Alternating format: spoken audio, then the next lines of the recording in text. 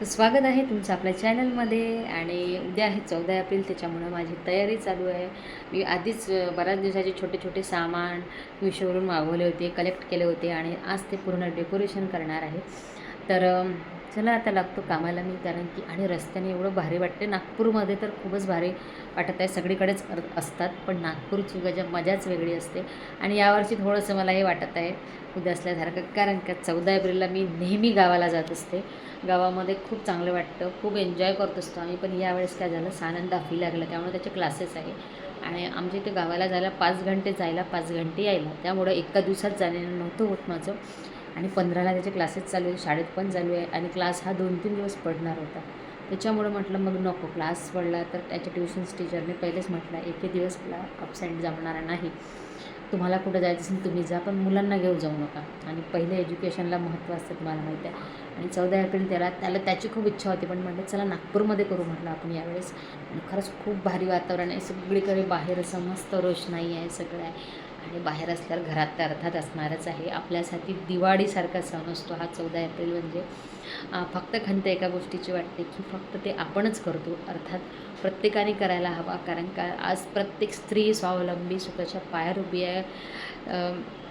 तिच्यामध्ये जी बंधनं होती ती सगळे बाबासाहेबांनी मुलींच्या वर जे गोष्टीसाठी बाबासाहेबांनी खूप काही केलं आहे, सगळ्यांसाठीच केलं आहे. अर्थात प्रत्येकजण ते मानत नाही, कळतं पण वळत नाही अशी गोष्ट आहे. पण असो, आपण आपल्याला माहीत आहे त्यांनी काय केलं, तर त्यामुळं आपण हा तर सण दिवाळीसारखा असतो, साजरा करतो. तर चला आता दाखवते तुम्हाला मी काय काय सजवलं आहे, काय काय केलं आहे आणि बाकी तयारी पण काय काय बाकी आहे. तर ही झाली आहे माझी पूर्ण तयारी, नाही झाली आहे बरं, थोडीशी बरीचशी राहिली आहे. तर इथे छान मी हे केलं आहे जे माझ्याकडे अवेलेबल होते ते. आणि हे बघा, इथं ही रेडीमेड रांगोळी, ही पण घरचीच आहे आमची. ते गौरी आणि तिने स्वतः तयार केलेल्या रांगोळ्या आहेत या, तर या आहेत, तर मी त्याच टाकलेल्या आहे. आणि हे बघा, अजून माझे बरेचसे इथलं बाकी आहे करायचं, तर ते होऊन जाते माझे रात्री 12च्या आत. मला सगळं करायचं आहे. हे सगळं जे दिसत आहे ना तुम्हाला, हे सगळं मिशोमधून मागवलं आहे अत्यंत कमी पैशामध्ये. तुम्हाला जर हवं असेल तर लिंक मिळून जाईल. हे बघा किती सुंदर आहे. तर हे पण आता मूर्ती माझी पूर्ण स्वच्छ करायची बाकी आहे, तर बस ते काम करते. आणि माझी पूर्ण जी तयारी आहे ती तुम्हाला पूर्ण प्रॉपर झाल्यावर दाखवते. तर अशी केली मी सजावट, मला जसं जमलं तसं, आणि खूप कमी बजेटमध्ये झाली. खूप छान वाटत आहे, लाईटिंग वगैरे आणि जे जे माझ्याकडे होतं ते छान मस्त इथे केलं. आणि मस्त हॉलमध्ये एकदम फ्रेश वाटत आहे. 12 वाजत आले, म्हणजे 12 वाजलेच आहे. मेणबत्त्या मी लावून घेतले आहे आणि केक आणला होता. आता आम्ही केक कापणार. आता कसं आहे ना, संविधान चौकात जाण्यासाठी ना लवकर निघावं लागतं घरून, तर त्याच्यामुळे आम्हाला जाता त्याच्याकडे लायसन आहे, पण ते परमनंट लायसन जे असतं ना, आणि हे संविधान चौक आहे, लायसनवाले म्हणाले त्याला एवढं संविधान चौकातलं आहे, लायसन आम्हाला जाता नाही वापरू आलं शकतो, म्हणजे त्याला गर्दी खूप जायचं होती. ना. तर त्याच्यामुळे आम्ही गेलो नाही, कारण का गर्दी खूप राहते, पोलीस बंदोबस्त खूप असतं, टेबल सीट अलाऊ नसते, त्याच्यामुळे मग रिस्क नाही घ्यायची. हे घरी नव्हते त्याच्याने म्हटलं नको. हे असते तर आम्ही जातो, संविधान चौकातसुद्धा जात असतो आम्ही, सगळी फॅमिली जातो. आणि दरवर्षी मी तुम्हाला माहिती आहे मी गावाला जात असते, पण यावर्षी जाता नाही आलं कारण का सान्यांचे क्लासेस होते. तर असो, छान आम्ही इथं केक कापला, मस्त सेलिब्रेशन केलं, खूप भारी वाटत होतं, खूप मस्त वाटत होतं. आणि या दिवसासाठी वर्षभर लोक वाट बघतात, कारण का हा उत्साह असतो. एक म्हणजे आपलं प्रेम व्यक्त करणं, किंवा एका व्यक्तीसाठी एवढं जगभरातून जे प्रेम मिळतं, जन्मदिवस मी म्हणतो जगातला एकमेव व्यक्ती असेल बाबासाहेब, ज्यांचा वाढदिवस हा 152 देशामध्ये मनवला जातो. त्याच्यामुळं खूप प्राऊड फील होतो आपल्या भारतावर, की आपल्या भारतातल्या देश करतो आणि तो एकमेव व्यक्ती असेल. मला आणि हे संविधान चौक आहे, संविधान चौकातलं आहे, आम्हाला जाता नाही आलं, खूप भारी वाटत, कारण गर्दी खूप होती आणि आज याच्याकडे लायसन नव्हतं शेअर करायची आहे, खूप त्याच्यामुळे आम्हाला दिवसापासून जाता आहे, नाही आलं. जे माझ्या मनात लायसन यायचं होतं, शेअर करणार आहे. एवढ्या गर्दीत जाणं.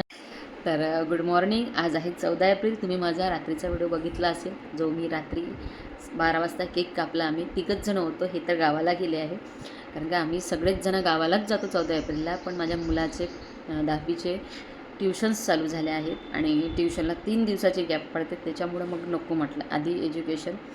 आणि आपल्या नागपूरमध्ये भीमजयंती खूप चांगली होते, तर आता जाऊ आम्ही दीक्षाभूमीला जाऊ, इकडे जाऊ. पण आज तुमच्याशी एक गोष्ट माझी मनापासून शेअर करायची आहे.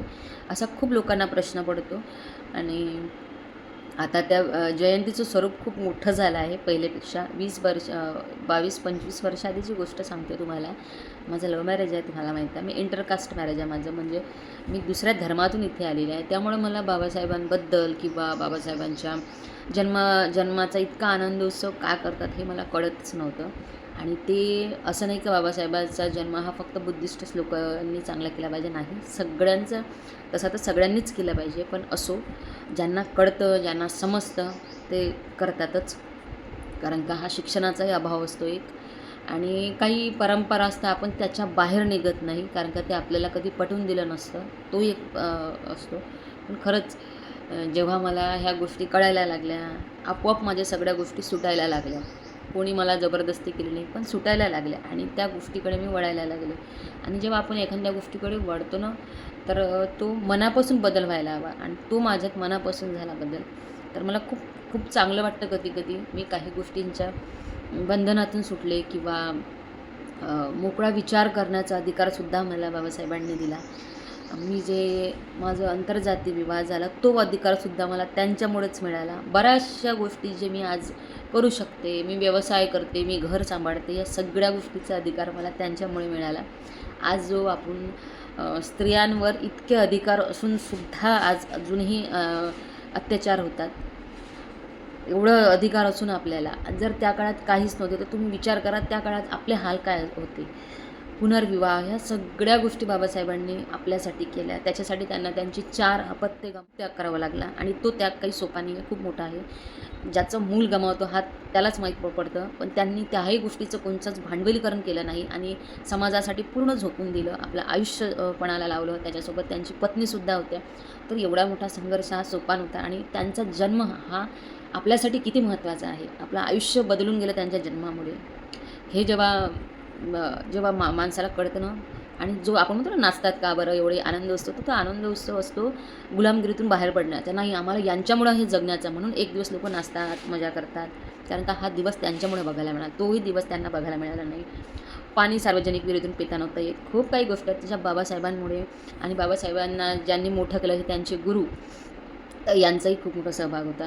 तर त्याच्यामुळे ना बाबासाहेबांमुळे खूप काही गोष्टी कळल्या, महापुरुषांबद्दल सगळ्या गोष्टी कळल्या. म्हणून त्यांचा जन्म हा सर्वसामान्य माणसासारखा नाही आहे, तो उत्सवासारखाच चांगला केला पाहिजे. आणि तो जेव्हा 14 एप्रिल येते ना, ते लोकांमध्ये खूप उत्साह असतो, खूप एनर्जी असते, आणि तो दिवस ना खूप भारी असतो. तो आपण शब्दात नाही सांगू शकत, इतका भारी दिवस असतो. हा माझा स्वतः अनुभव आहे, म्हणून तुमच्याशी आज शेअर केला.